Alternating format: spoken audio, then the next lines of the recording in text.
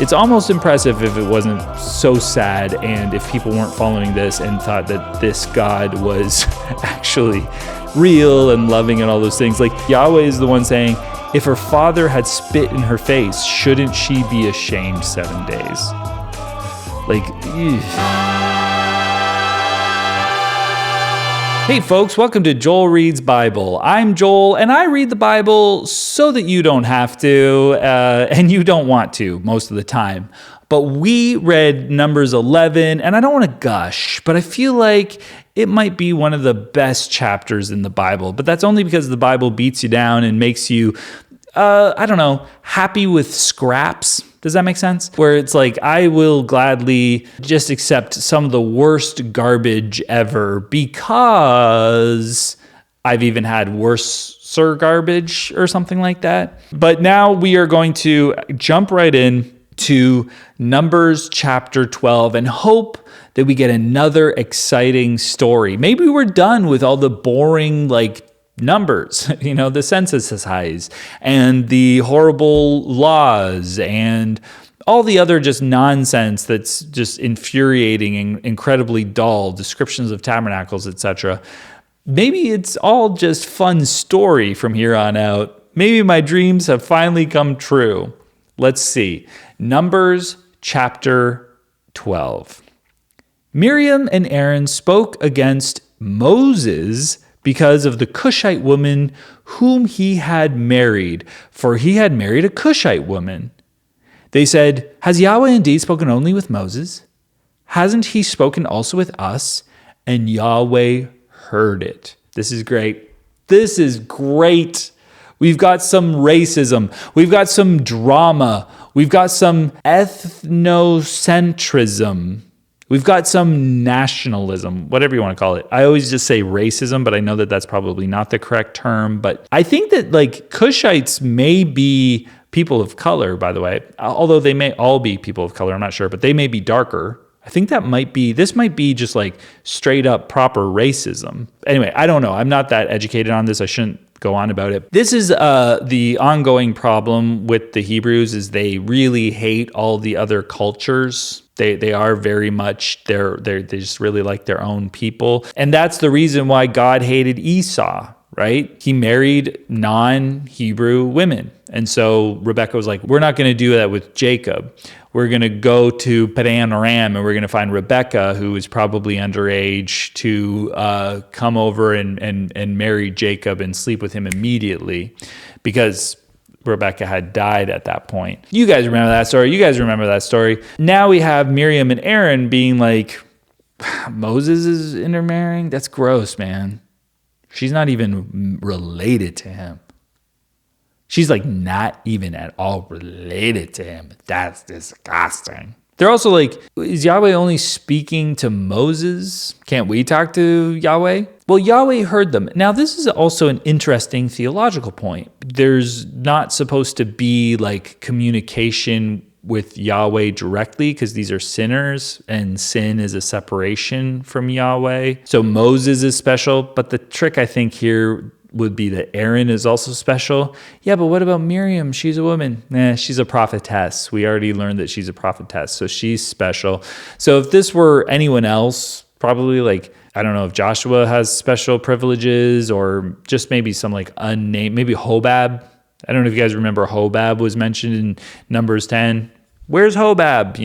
Waste of everyone's time. I don't know if he's going to come back, but he's not Hebrew, so maybe he can't talk to Yahweh. It seems that Yahweh is listening a lot and he's actually hanging out and they're all sort of able to talk to him. So I don't know what the need for Jesus is ultimately, but I don't think that the Hebrews are anticipating that there was going to be a need for Jesus because he's just kind of an afterthought. Miriam and Aaron are we want to have a little bit of an audience with Yahweh. And Yahweh's like, yeah, what's that?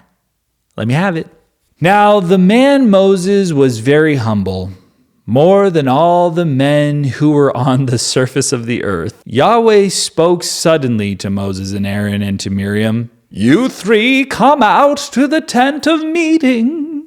If you're a fundamentalist Christian or a Christian that hasn't read anything that any scholar has ever written, you probably still think that Moses wrote this book. Is it humble to say that you are the most humble man on the face of the earth?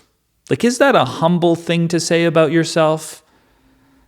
Like, if I do that joke sometimes where I go, oh, I'm so attractive, a great singer, and I've got a gorgeous face, and a brilliant sense of humor, and I'm humble. I'm very humble. Yeah, I'm also very humble, you know? It's that irony that's going on here. But this, if it is supposed to be written by Moses, I don't know that, if it's a joke, it's funny, but I feel like it's not supposed to be ironic. Whoever is writing this is saying he was really, really humble. You guys should know that. If it is Moses and he's telling us that, it does seem very odd, doesn't it? Probably not quite as odd as an outfit change in the middle of an episode, but my camera stopped recording the video for this episode. I'm going to have to finish reading the chapter wearing this sweater, unfortunately. I don't know if you guys prefer this sweater or if you like the other sweater, but it is what it is. But it is very strange to imagine Moses writing this. Now, this man Moses, very humble, more humble than all the men who are on the surface of there. So many men, but he is the most humble. And it's surprising how humble he is. Because he deserves to have a huge ego. You know, he's just like how amazing he is, yet so very, very, very humble. I mean, that's Moses. He was one of the. It seems very strange if you still want to believe that Moses did write this and was humble. The three of them came out. Yahweh came down in a pillar of cloud and stood at the door of the tent and called Aaron and Miriam, and they both came forward. They're like, I think we're going to get in trouble. I think we're getting in trouble. He said, now hear my words. If there is a prophet among you, I, Yahweh, will make myself known to him in a vision. I will speak with him in a dream. My servant Moses is not so. He is faithful in all my house. With him I will speak mouth to mouth, even plainly and not in riddles, and he shall see Yahweh's form. Why then were you not afraid to speak against my servant, against Moses? Yahweh's anger burned against them, and he departed. But it seems like Yahweh's saying, look, there's prophets. You guys have prophets. They're pretty special, right? I come to them in visions. I come to them in dreams. You know, they're some great people. But Moses, I actually hang out with him. I talk to him mouth to mouth. It's not an innuendo. We don't make out, but like I talk to him face to face, mouth to mouth. Like we're right there. Not like some sort of loser prophet. I think that's what he's saying. He's like, this is my real guy. And then the sentence is a little weird. Why then were you not afraid to speak against my servant? I think he's saying you should have been afraid. Why were you not afraid to speak against him when it's obvious that he's my favorite guy? If you're afraid of me, you should be afraid to speak against Moses. He's my best friend. Like, what are you doing? What are you thinking? You're going to speak out against my very best friend who I like more than all the prophets? Think, Aaron and Miriam. Like, hello. I know you're racist, and fair enough. I like that. But, like, he's my bestie. I love him. And then it's so funny because Yahweh throws a fit. And he does this all the time. For someone that's slow to anger, he doesn't manage his emotions very well. He's like, I'm so mad. And he just storms out of there. It's just so goofy. Just like, it stomps out of the room. He was really mad, man. The cloud departed from over the tent, and behold, Miriam was leprous, as white as snow. Aaron looked at Miriam, and behold, she was leprous. They're really reiterating that. I think they want to make it sound worse than it is. They're like, behold, she was leprous. Behold, like Aaron saw, she was leprous. we got it the first time and it doesn't make it worse just repeating the same exact thing over and over again. So like we get it. Also, this cloud departing over the tent, it's like Yahweh gets angry, he stomps out and he gets in his jet and flies away. Like it's just so dramatic. I'm gonna go away in my cloud. You made fun of my best friend. But also, why is Miriam the only one who's getting leprosy? Like Aaron said the thing too. Why are we only picking on Miriam? It's probably because Yahweh hates women. He keeps on reminding us every chance he gets that he hates women more than almost anything else. Man, he hates these women. Aaron said to Moses, "O my Lord, please don't count this sin against us in which we have done foolishly and in which we have sinned. Let her not, I pray, be as one dead, of whom the flesh is consumed when he comes out of his mother's womb." So Aaron is begging Moses they leave Miriam alone. By the way, this is like a sibling little tiff or something like that, because Aaron and Miriam don't like that Moses married somebody of a different race or of a different ethnicity or whatever. They get in trouble with Yahweh, and only Miriam gets leprosy, which is bizarre, right? And then Aaron's like, she's still my sister. Don't pick on her. Don't make her dead and look dead or be dead. Moses cried to Yahweh saying, "Heal her, God, I beg of you." Yahweh said to Moses, "If her father had but spit in her face, shouldn't she be ashamed 7 days? Let her be shut up outside of the camp for 7 days, and after that she shall be brought in again." What is Yahweh saying here? That like fathers should spit in their daughters' faces? I know that that's not like what's being said here, but like if a dad spits in his daughter's face, like I don't know why a dad would ever spit in a daughter's face. She should be ashamed for 7 days. She should be like,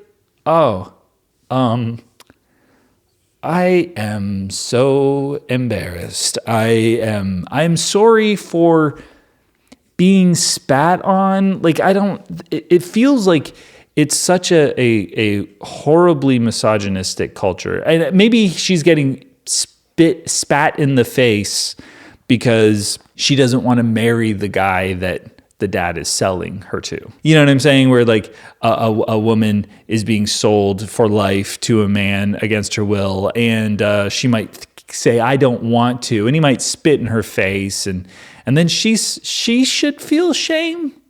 She should. I don't like it. It's just like even when the Bible isn't trying to be misogynist, you know what I mean? Like even when that's not the point. Like we had Exodus 21, where it was like, okay, this is gross. Like, this is completely awful. And we had Numbers 5 that's just like, okay, you're forcing abortions on women if they've cheated God through a magic potion, and they have to sit there and have to go through this ritual.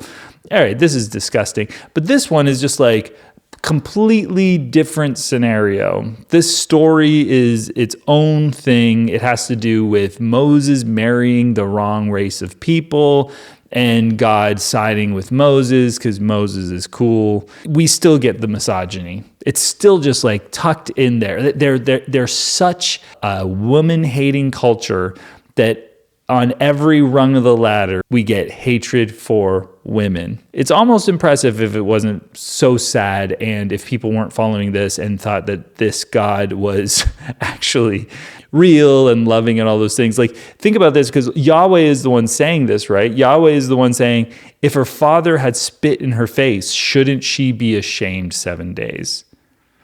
Like, so it's a creative, horrible way of telling Moses that Miriam is just going to be out of the camp with leprosy for 7 days, and then she'll be fine and she'll come back in the camp. Sometimes you have to take a break from reading these things and also ask yourself just this really simple question of what's more likely? What's more likely, that this is a true story about what a true God who loves all people equally, believes in the equality of men and women, is just and good, and all those attributes you want to give to him? Or is it more likely that it's written by men kind of bros, dudes in a patriarchal society that is generally hateful towards women? What one's more likely? Because if we think of it as the guys, the human beings, the men, it kind of fits. Like instantly you're like, yeah, that makes sense. That makes sense that would be that. Yeah. But if you think of it as the God, well, now we have to do a lot of gymnastics in order to make this work. All of a sudden we're like, okay, I'm going to write an essay. I'm going to write an essay on it. God's actually, I think I've got to write a 3-volume book called God's Love for Women in the Old Testament. The equality of women in the Old Testament. And there you just do apologetic after apologetic, paragraph after paragraph, trying to twist and turn these types of things into being pro-women, or at least getting them to like an equality, or maybe a little under the men, but like they're just doing a different role and they're not really subjugated in any way, or whatever, trick you want to play. But if you just go, oh yeah, it was a patriarchal society at the time. It was very misogynistic. Women were seen as property. They weren't seen as valuable as men. And I'm glad that we don't live in that sort of society anymore. Just saying, it's so easy, right? It just works. It just fits. Miriam was shut up outside the camp 7 days, and the people didn't travel until Miriam was brought in again. Afterward, the people traveled from Hazeroth and encamped in the wilderness of Paran. Cool. Well, that's actually a fun chapter. It was fun the first time I read it, and it was fun this second time I read it. It's short and sweet. Well, it's not sweet. It's bitter, I guess, but it's short and vile. It's still more fun than just a list of names. Am I right? But now that I have this theory, and I guess it's a bit of my hermeneutic. I don't know who Mr. Udick is, but whatever Herman does, I feel like I do something similar. And that is to look at the text and say, what is it trying to say? So what are the people who wrote this text saying to each other, right? And I made that observation that a lot of the older stories are kind of like object lessons that lead us to the laws. And then the laws are like, these are the laws, and if you'll remember what they did, follow the law. And now as we move forward, we start seeing, I think, sort of like an adjustment, right? Like the law is no foreigners are allowed to have Passover.